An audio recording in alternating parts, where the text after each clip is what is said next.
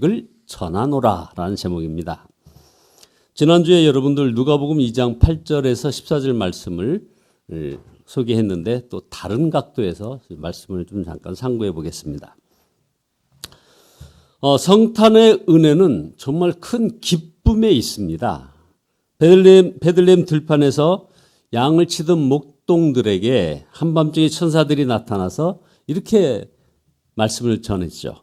온 백성에게 미칠 큰 기쁨의 좋은 소식을 전해주었던 것이죠. 그래서 성탄절은 큰 기쁨의 좋은 소식이 전해진 날이다, 이렇게 정의할 수 있습니다. 그러나 모든 사람들이 이런 성탄절의 기쁨을 누리는 것은 아니라고 말씀 올렸습니다. 성탄절의 기쁨이 무엇인지 모르는 사람이 사실은 너무나 많습니다.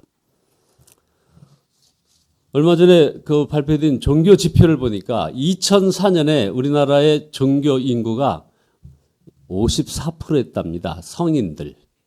모든 종교를 믿는 사람들이 54%가 종교를 가지고 있었는데 2021년에는 40%로 줄어들었답니다.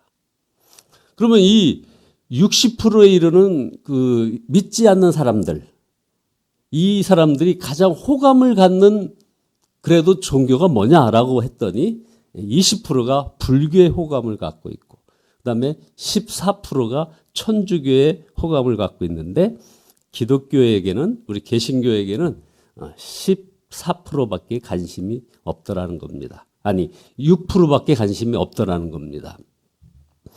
또 다른 통계에 의하면은 교회를 다니다가 이제 떠나간 많은 사람들, 우리들을 가나안 성도라고 하죠. 얼마 전에 우리 강고시 목사님이 그 통계를 얘기했는데 떠나간 사람들이 다시 우리 기독교로 돌아올 가능성은 전무하다는 겁니다. 여러분들 확증 편향이라는 그런 얘기를 들어보셨을 줄 압니다. 확증 편향. 이 2021년 12월 달에 가장 유행하는 사자성어라고 할 수 있겠습니다. 그러니까 원래부터 갖고 있는 주장이나 신념을 확인하려고 하는 그런 경향성을 가리켜서 확증 편향이라고 한답니다. 예를 들면 어제 발표된 그 통계에 의하면은 우리나라 이 선거, 그러니까 투표권을 가진 성도 사람들의 그 79%가 이미 자기가 정한 대선 후보를 결코 어떠한 일이 있더라도 바꾸지 않겠다라고 응답을 했답니다. 확증된 거죠. 그러니까 그래서 이런 사람들은 자기 생각이나 신념을 지지해주는 어떤 정보만 받아들이게 된다는 거죠. 다른 것은 일체 받아들이지 않는 거예요. 그러니까 기독교로 돌아가지 않겠다고 결심한 사람들은 이후에도 변함이 없을 거라는 겁니다. 이걸 바로 확증 편향이라고 합니다. 그래서 그런 사람들끼리 모이는 거죠. 여기에는 바로 이 하나님의 말씀도, 이 기쁜 좋은 소식도 이제는 또 다른 관점이라는 것입니다. 그래서 이들을 우리는 이제 성탄의 기쁨을 모르는 사람, 이렇게 규정을 하는 거죠. 자, 그러면 천사가 말해준 큰 기쁨의 좋은 소식은 어떤 거냐 이겁니다. 바로 우리를 위하여 구주가 나셨다는 겁니다. 오늘 읽은 11절 말씀에 오늘 다윗의 동네에 너희를 위하여 구주가 나셨으니 곧 그리스도 주시니라. 그렇습니다. 성탄절의 기쁨은 자신이 지옥 갈 자였음을 깨닫고 바로 예수님 때문에 그 죄에서 구원받은 감격을 가진 자에게 주어지는 그런 기쁨을 말하는 것이죠. 이 기쁨은 어떤 환경이나 어떤 처지를 초월하는 그런 기쁨인 것입니다. 그런 점에서 성탄절은 우리가 정말 구원받은 사람인지를 점검해 볼 수 있는 그런 날이다, 이 말입니다. 구원의 기쁨이 있느냐 하는 것이죠. 불후의 명작이죠. 단테의 신곡에 보면 이 천성을 향하여 가는 성도가 지옥에 들렸다가 그곳에서 고통당하는 어떤 사람들을 보고서 안내하는 사람에게 저들이 무슨 죄를 지었고서 여기에 왔느냐 하고 물었답니다. 다른 죄가 아니라 이 사람들은 세상에 살 때 믿는다고 하면서 그러니까 우리 크리스천들 말하는 거죠. 믿는다고 하면서 기쁘게 살지 못하고 늘 우울하게 한숨만 쉬며 산 그 죄 때문에 이 지옥에 왔다. 이런 대답을 듣는 그런 부분이 나옵니다. 여러분, 우리가 살기 힘든 것은 사실은 형편이 어려워서가 아닙니다. 구원의 기쁨이 사라졌기 때문에 그렇게 살기 힘든 겁니다. 성탄절에 이 구원의 기쁨을 되찾으시는 저와 여러분 모두 되시기를 예수 그리스도의 이름으로 축원드립니다. 둘째로 성탄절의 기쁨은 단지 죄에서 구원해 주신 구주가 나신 그런 기쁨만 아닙니다. 자, 하나님께서 우리를 찾아오셨다는 것이 말할 수 없는 기쁨의 이유인 거죠. 하나님께서 사람이 되셔서 아기로 태어나셨습니다. 성탄의 소식을 전하기 위하여 천사들이 들판의 목동들을 찾아왔습니다. 그러니까 우리가 성탄절에 만나는 그 하나님은 가난한 하나님, 그리고 약하신 하나님, 그리고 작아지신 하나님입니다. 이거 하나같이 말이 안 되는 것이죠. 그런 놀라운 일이 성탄절에 일어난 것입니다. 하나님께서는 예수 그리스도가 태어나신 소식을 왜 처음 목자들에게 전하셨을까요? 당시 목자들은 우리가 아는 것처럼 아주 천한 직종의 사람들이었습니다. 짐승들과 밤낮 함께 사는 사람들이고 이들은 교양이라고 하는 거의 찾아볼 수가 없고 아주 거칠고 그리고 대표적으로 아주 거짓말을 잘하는 그런 집단이었답니다. 왜 그런 사람에게 성탄의 탄생이 그 소식이 전해졌을까요? 이것은 아주 귀한 메시지가 있습니다. 혹시 하나님께서는 자신에게는 관심이 없을 것 같다고 여기는 분은 바로 성탄의 기쁜 소식이 누구에게 전해졌는지를 주목해야 되는 겁니다. 예수님은 베들레헴에서 태어나셨습니다. 이유가 뭡니까? 아주 작고 가난한 마을이었기 때문이라는 겁니다. 미가 선지자가 예언했습니다. 베들레헴 에브라디아야, 너는 유다족 속 중에 작을지라도 그 베들레헴에서도 마구간에서 태어나셨습니다. 이 모든 것이 어떤 특별한 의도가 있다고 여겨지지 않으십니까, 여러분? 자신은 하나님을 만날 자격이 없다고 생각하는 사람들에게 주는 그런 메시지입니다. 우리는 때로 주님이 함께 하시는 것 같이 느껴진다고 말을 하거나 아니면 주님이 자신에게서 떠나신 것 같다는 말을 하곤 합니다. 근데 그 느낌을 말합니다. 근데 여러분, 이 느낌은 거짓입니다. 느낌에 속으면 안 되는 것입니다. 자, 그럼 한번 우리가 적용을 한번 해봅시다. 천사들은 들판의 목자들을 주목해서 찾아왔습니다. 예수님도 여러분에게 똑같이 하십니다. 개인적으로 하시며 여러분을 주목하시고 여러분에게 찾아오셨습니다. 여러분은 집요하게 여러분을 찾으시는 그 주님을 느끼지 못하십니까? 아주 유명한 성공의 목회자인 존 스타트 목사님이 나는 왜 그리스도인이 되었는가 라는 책에서 이런 말을 한 것이 아주 지금 돌고 있습니다. 제가 그리스도인이 된 이유는 궁극적으로 제 부모나 스승의 영향도 아니고 그리스도에 대한 저 자신의 판단 때문인 것도 아니며 바로 천국의 사냥개 때문입니다. 이상한 말을 했습니다. 즉 제가 원하는 길로 가고자 도망할 때조차도 끈질기게 저를 쫓아오신 예수 그리스도 그분 때문일 것입니다. 이렇게 얘기를 합니다. 그렇습니다. 우리가 주님을 찾는 것이 아니고 주님이 우리를 찾아오셨다고 고백을 하고 있습니다. 여기서 천국의 사냥개라는 표현은 그 당시 시인인 프랜시스 톰슨이라는 사람이 처음 썼습니다. 그는 사랑받지 못하고 외로운 유년기를 보냈고 바로 마약에 빠져 살았던 실패자였습니다. 그런데 그런 자신을 계속해서 추적해 오시는 하나님을 느꼈다는 겁니다. 하나님의 추적에 도저히 벗어날 수 없음을 깨닫고서 이 프랜시스 톰슨은 그리스도 앞에서 무릎을 꿇으면서 아주 이 유명한 천국의 사냥개라는 시를 썼습니다. 아주 길다란 시라서 그중에 한 소절만 소개한다면 네가 나를 배반하기에 모든 것이 너를 배반한다. 나 아니면 오직 나 아니면 비천한 너를 누가 사랑해 주겠는가? 여러분 프랜시스 톰슨의 어떤 이 천국의 사냥개라는 시를 들으면서 이 이야기가 혹시 여러분의 이야기라는 느낌을 받지는 않으십니까?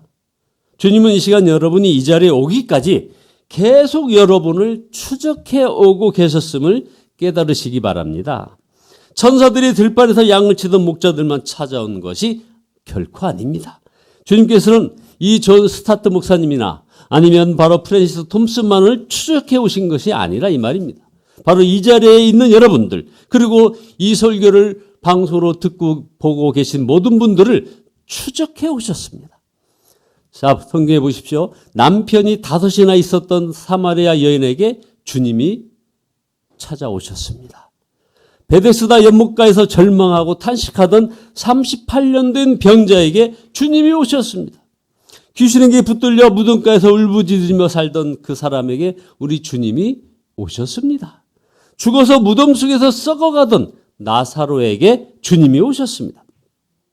자, 이 모든 성경 기사는 하나를 말씀하려는 것입니다. 저와 여러분에게도 주님이 찾아오셨다는 것입니다. 우리가 들판의 목자들인 것입니다. 이것을 깨달을 때 바로 우리의 기쁨은 말할 수가 없는 것입니다. 네 번째로, 마지막으로, 여러분, 우리가 이 크리스마스 때만 되면 스크루지 영감에 대한 이야기가 나오죠. 그 스크루지 영감이 아주 큰 꿈을 꿨는데 우리는 그런 꿈만 기다리지 말고 들판의 목자들만 부러워하지 마시기 바랍니다. 그냥 천사의 말을 듣고 싶습니까? 조용한 자리에 구별해서 바로 이 성서주간에 성경을 펼치기만 해보시기 바랍니다. 들판의 목자들보다 훨씬 더 분명하고 풍성한 주님의 말씀을 들을 수 있습니다. 지금 이 예배 시간에 어떤 성경의 어떤 인물들에게 나타난 어떤 큰 꿈보다도 더 놀라운 은혜의 시간임을 알아야 하는 것입니다. 우리에게 성탄의 기쁨이 없는 것은 어떤 특별한 체험이 없어서가 아닙니다. 우리를 추적해 오시는 예수님을 외면한 채 살아가고 있기 때문에 그런 것이다 이거죠. 예수님께서 왜 짐승들을 키우던 그런 마구간에서 태어나셔야 했을까요? 당시 베들레헴에는 빈방이 없었기 때문입니다. 지금 많은 사람들의 마음이 이와 같습니다. 우리 마음속에 많은 것들이 가득 차서 바로 우리 주님이 들어올 자리가 없는 것입니다.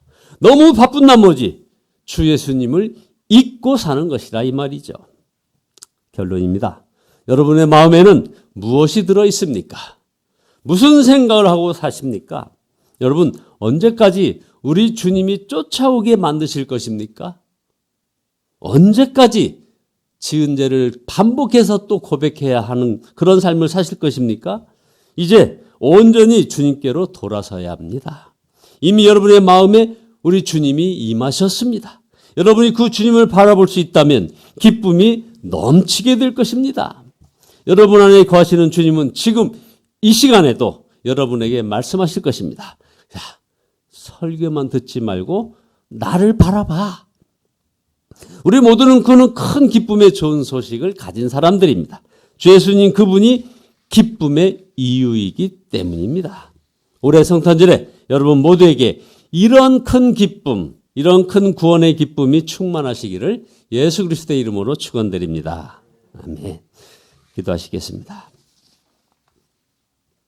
아버지 하나님,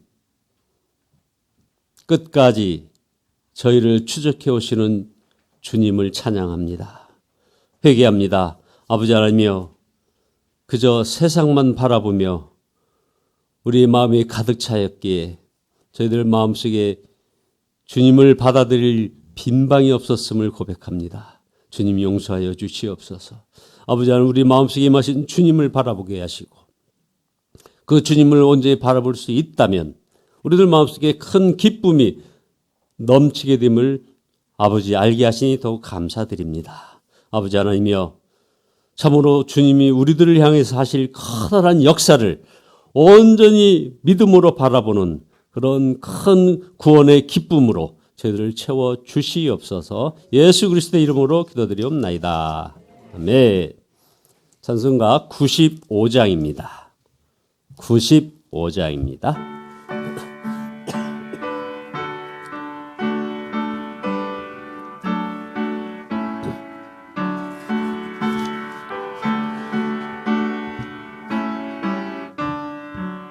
나의 기쁨 나의 소망 되시며 나의 생명이 되신 주 밤낮 불러서 찬송을 드려도 늘 하신 마음뿐일세 나의 사모하는 선한 목자는 어느 꽃다운 동산에 양의 무리와 늘 함께 가셔서 기쁨을 함께 하실까 길로 없이 거친 넓은 들에서 갈 길 못 찾아 애쓰며